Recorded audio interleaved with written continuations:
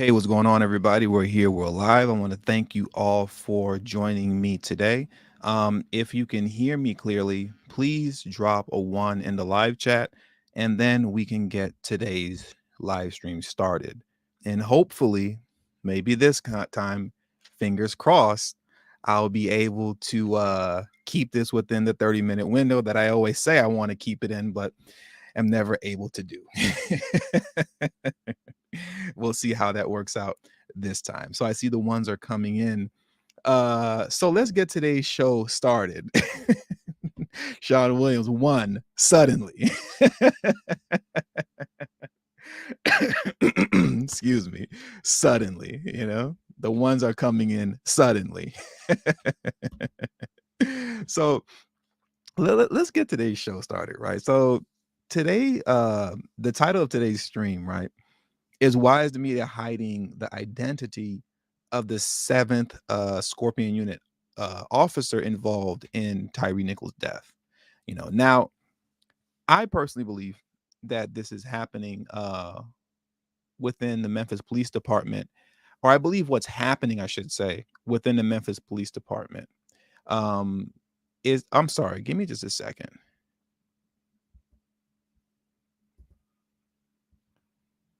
Okay. All right. I just had to remove an overzealous fan. So, anyways, let's get into today's stream. So, what I believe is happening with the Memphis Police Department is that there is a massive cleanup job going on with the Scorpion unit within the Memphis Police Department. That's what I believe is happening right now.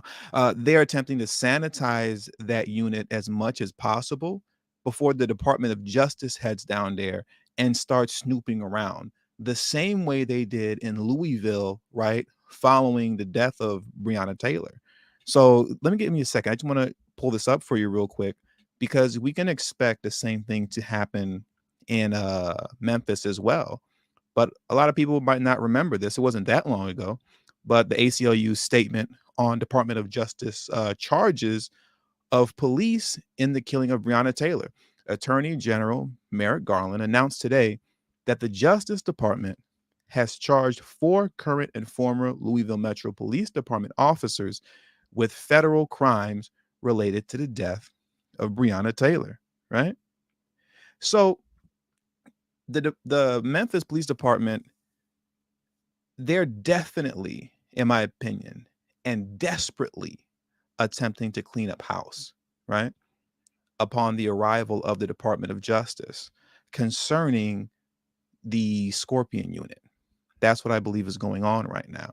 And, I know there's some people that will say, concerning the identity of the seventh officer, well, this is just kind of protocol, right? Because the officer's still under investigation.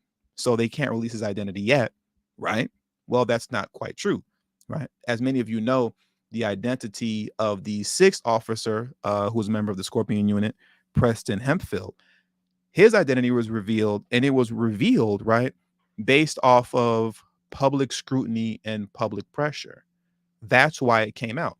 But Preston Hemphill is still under investigation. He hasn't been off the hook yet. Preston Hemphill, the guy right here that you see with the glasses on, he hasn't been fired nor charged with any crimes, right?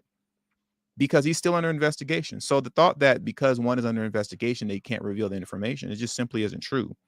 Public pressure is what's going to bring that out. But currently, at the moment, there is no public pressure going on concerning the seventh member of the Scorpion unit that's been relieved of his duties, right? Nobody's even talking about that. It kind of came and went because what happened is that they released that the seventh member of the Scorpion unit is being or has been relieved of duty. And they did that simultaneously with the announcement that the three members of the fire department, right, EMTs, were fired as well, right? So we're going to get into all that in just a moment. But that's what I believe is going on at the current moment concerning Memphis Police Department. They are terrified of what the DOJ is going to find when they come down there. So they're desperately attempting to sanitize the whole unit in preparation for what's to come when the investigation comes, the federal investigation comes of that particular unit and of the Memphis Police Department overall. So with today's show, right, I just want to take a moment to go over some key information concerning the Scorpion unit, as well as a little information, right, or whatever information that does exist, the very little that does exist, concerning the seventh officer. But the majority of this stream is going to be prioritizing around the Scorpion unit as a whole, because there really isn't that much to go off of concerning the seventh Scorpion unit officer, because nothing has been released on him. They're refusing to put information out on him. So I want to move over to this article right here from Forbes, right? And let's get into and dive into a little bit about the Scorpion unit. Because in short, the Scorpion unit, it's just basically it's a racial profiling unit, and that's what you're going to find out by the time I end this particular article right here, which only consists of about maybe 2.5 paragraphs, right? So it starts off as this: the Scorpion unit, which stands for Street Crimes Operations to Restore Peace in Our Neighborhoods, launched in late 2021 as a 50-person, 7-day-a-week team dedicated to fighting violent crime, with officers focusing on weapons, auto thefts, and gangs, as well as crime suppression officers in hotspot areas. Okay, so that's what they were formed for. That's what they were created to do.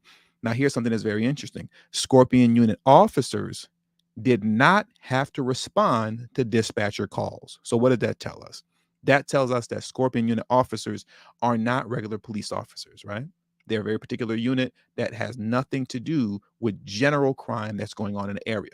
And instead, we're tasked with identifying a target area, flooding that area with officers, and suppressing crime in that area, mostly just by visibility. I'm going to say that again: mostly just by visibility. That's racial profiling, right? Because once again, as stated earlier, they don't respond to dispatcher calls. So they're not responding to crime when it happens. The Scorpion unit is tasked with they were created and tasked to stop crime essentially before it happens, mostly just by visibility. They're driving around the community, fishing out who they can find to arrest and lock up and place charges on. And they do this mainly through harassing the community or whatever given neighborhood in the community that they're in at that moment in crime. And I want at that moment in time, at that moment in crime, at that moment in time. And I want to prove that point to you very quickly right now as well, right? Because as you can see here, I have highlighted in its first 3 weeks, the unit made 338 arrests, local media reported in December of 2021, right? Now, check this out, because I clicked on that link to go to that local media report. And you can see it here on, Memphis Police, NBC 5, right? Action News 5. And here's where they have the report: Memphis Police Department Scorpion Unit makes over 300 arrests since launching, right? So this was within the first month. 3 weeks since its launch, 338 total arrests, including 125 felony arrests, 95 weapons recovered. This was in the first 3 weeks of its launching. Now, this seems very impressive, like to the average everyday common man and woman, right? Most people, especially if you're not in media like me and you don't do what I do, and it's not a knock to anybody, you're just not thinking about all that regular than the average person. You see something like this and it seems rather impressive. Oh my God, they arrested 338 people and they confiscated 95 weapons. But there's one key piece of information that's missing here from this report. Of the 338 people who were arrested, how many of them were charged? They don't have that there. And if you click on the play button here for this video, they're not going to have it here either. The actual video that plays is only 18 seconds long because I watched it. And all they're doing is restating what I just read to you right here, these 3 bullet points. And when you scroll down here as well to read this little bit of a report that they had and that they were touting, it doesn't say anything but what it says right here at the top. So if 338 people were arrested, but nobody was charged, that means that they're just riding around the community harassing people. That's all that means.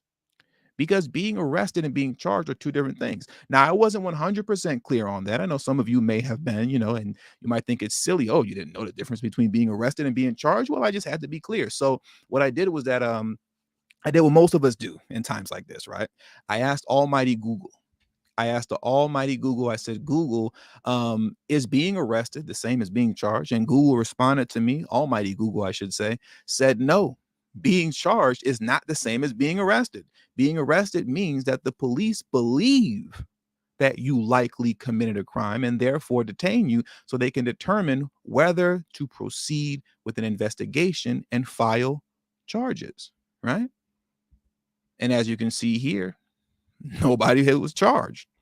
And nobody was charged because they're just riding around harassing people. Now, you might look at the 95 weapons recovered, right? And say, well, they recovered 95 weapons. Surely some criminal activity was going on if they recovered 95 weapons, right? Well, let's take a quick look over here because I was thinking to myself, I say recovered 95 weapons, and I thought to myself, I think I'm going to ask the almighty Google, is Memphis, Tennessee an open carry state, right? So I did that. I asked Almighty Google, I said, Almighty Google, is Memphis an open carry state? And Almighty Google responded to me and said, if you want to carry a gun openly or concealed in public in Tennessee, you don't need a permit as of July 1st, 2021. Tennessee is a permitless carry state. And then Google further went on to respond to me saying, and because the question was asked for me, is it legal to carry a gun in Memphis? The new law allows anyone over the age of 21 to carry a handgun openly or concealed as long as the person is not otherwise prohibited from having a firearm and is in a place that does not prohibit firearms, right? So in short, they're open carry, right? But even with that, saying that you recovered 95 weapons, that doesn't automatically mean guns. There's a lot of people walking around out here with pocket knives, right? There's all type of some people walking around with brass knuckles in their pocket. Now, some places brass knuckles are illegal. Some places they aren't. There's all type of weapons that you can have on you, lethal and non-lethal. So when you're harassing 338 people and you arrested them but didn't charge any of them, and then you're saying we recovered 95 weapons, well, that's not really impressive. Because ultimately, the moral of the story is here on this part is that if you didn't charge anybody, nothing happened, right? Christopher Perkins is correct. They're playing with words. That's all that it is. But like I said, the common person, they don't really see past all of that. Not speaking out against the common person, not saying the common person is dumb or anything like that, but they're just not thinking that deeply about it. When you see a stat like this, it seems very impressive when it really isn't. They're really highlighting how many people that they harassed within the first 3 weeks of the operation. That speaks volumes in regards to who and what the Scorpion unit is and whether or not they're a legitimate force in the community that's actually stopping crime, right? Now, I want to get into this next article over here from the Associated Press. And I was going to read the full article, but I'm not going to do that. We'll just get through it rather quickly. This article is titled "7th Memphis Officer Discipline, EMTs Fired in Nichols' Death." Right. So now here is where we'll try to dive in a little bit into who the 7th officer is, even though realistically there isn't anything to pull from here because they're hiding his identity.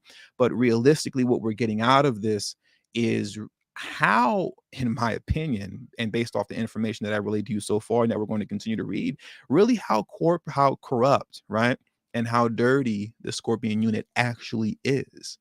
Henceforth, why they're hiding the identity of the 7th officer in an effort to sanitize themselves and not put too much information out there so that they're ahead of the curve by the time the DOJ gets around to investigating them, right?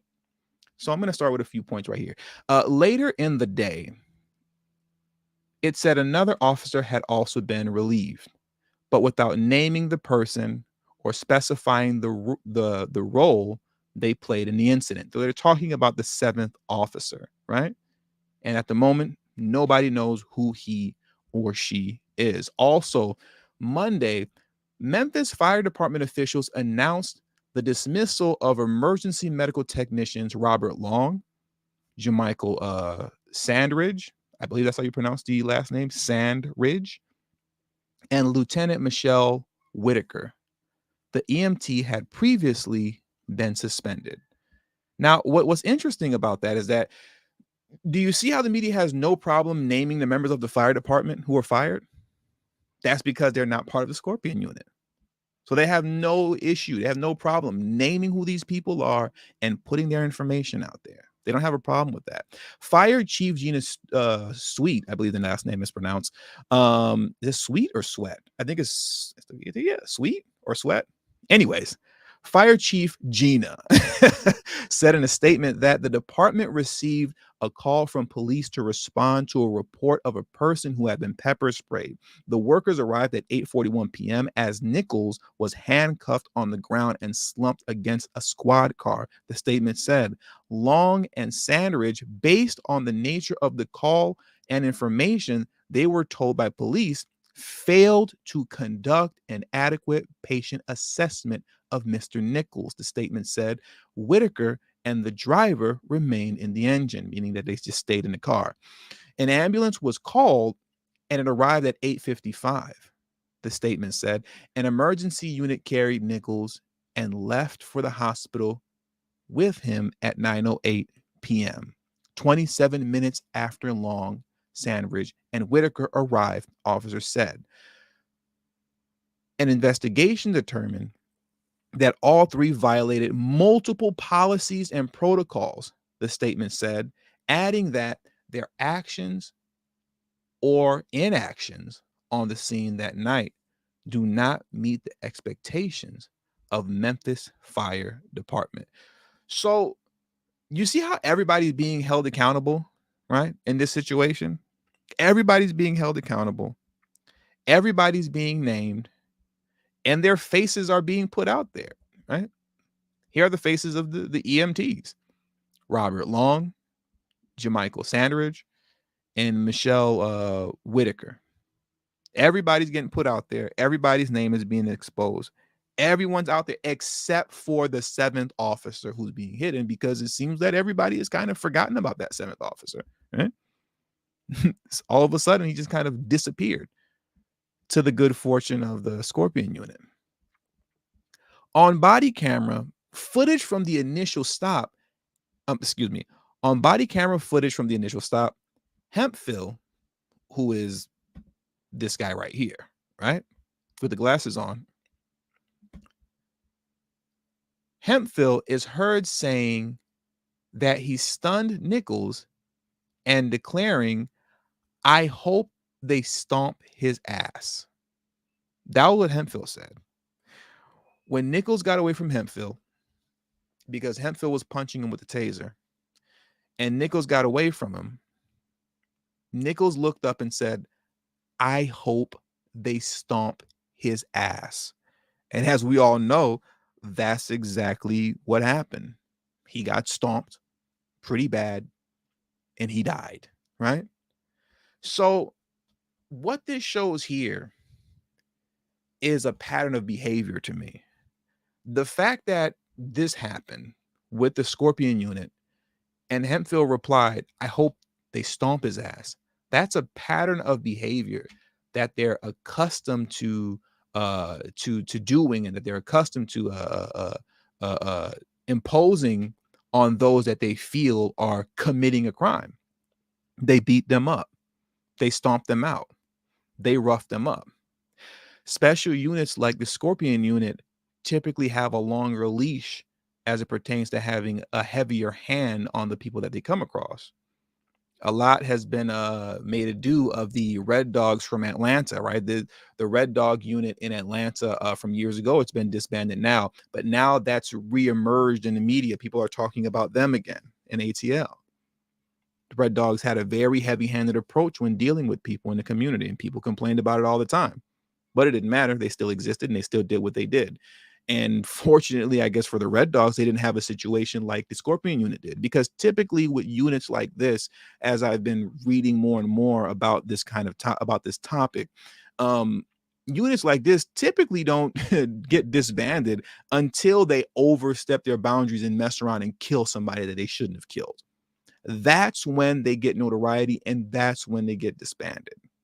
Is when situations like this happen. But prior to situations like this, most times these units are running amok in the community, just having an extremely heavy-handed approach on everybody in the community in an attempt to stop crime before it happens. But what that typically just simply leads to is a bunch of Black folks being harassed for no reason, right? Hence creating an even bigger problem between Black Americans and the police as far as that relationship is concerned. Now, here's something that was really interesting as well too. Oh, and also I want to state this as well too, right? With this particular pattern of behavior that you can see being displayed here by the Scorpion unit, this also throws, and I really wanted to address this. It throws the argument out the window to me, for me, um, that what is his name again? I think it's Jason Whitlock. Is that his name? Jason Whitlock. I did the video on was saying when he was blaming Black women and Black baby mamas and stuff like that for the reason why this whole situation occurred, and that Black men don't know how to approach each other with any type of civility because we're all a bunch of wild animals. When we see one another, we just get to fighting. I mean, I can tell you that happens to me all the time. When I'm walking down the street, I see a Black man, we just start scrapping it out because I guess that's just what Black people do. And if I have a firearm on me, well, I'm going to let it do what it do, and it's going to ring off because Black on Black violence, right? That's just what we do. And he tried to pivot that into the Black family and all that kind of stuff. None of what you're seeing here and what we saw displayed had anything to do with any type of Black on Black violence, had nothing to do with baby mamas and broken homes and the family. That's a very convenient talking point that people on the right like to use now to make themselves not look so racist if you're not Black, and to make yourself not look so Sambo-ish if you are Black, right? That's what I was just reading DIY Queen. TD ain't busting no gats, bruh. No, I'm not. I'm not busting any gats at all, you know?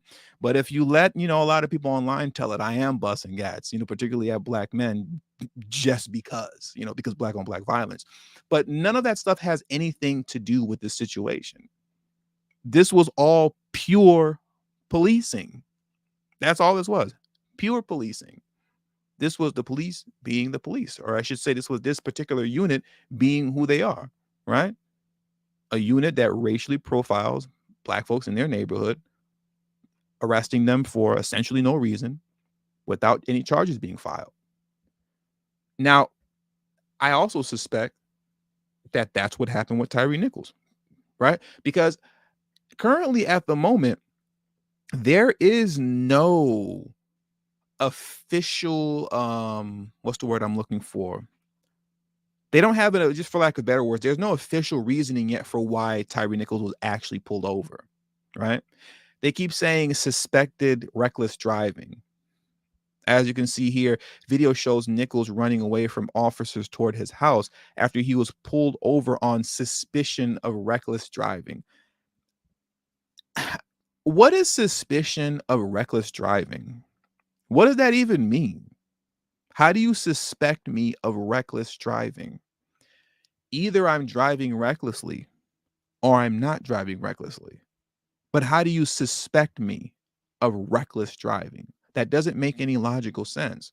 So this further goes to show how corrupt the Scorpion unit is, in my opinion.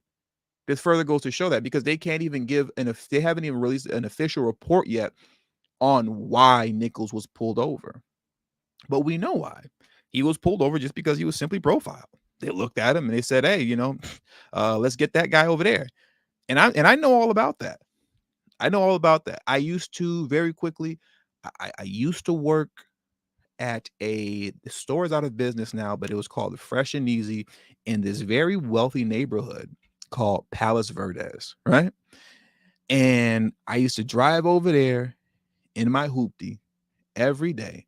And I kid you not, I promise you, I kid you not, I used to get pulled over 1 to 2 times a week over there. 1 to 2 times a week.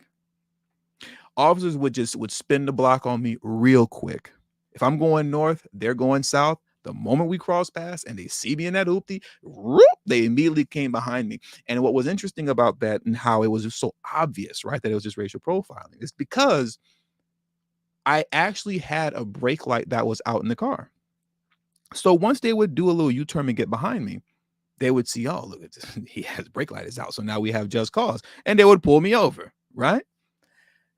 And they would always tell me, hey, we pulled you over because your brake light is on. And I go, oh, yeah. They say, yeah, your brake light is on. But guess what? Out of all the dozens of times that I got pulled over, because I only worked there for a couple months and then I got another job and they ended up going out of business eventually. They never gave me a ticket for the busted brake light. I can't tell you how many times, I can't count on my hands and feet, like how many times I got pulled over. And the excuse was the busted brake light. Yet they never gave me a ticket for it because that's not why they were pulling me over. Had nothing to do with a busted tail light, a busted brake light. That was just a convenient excuse for them once they got behind me. So like I know all about this kind of stuff too well, of being messed with just for the sake of being messed with, because you're being suspected of possibly doing something wrong, despite the fact that you haven't done anything wrong. And in my opinion, until further notice or until an official report comes out that says otherwise, that's exactly what happened to Tyre Nichols.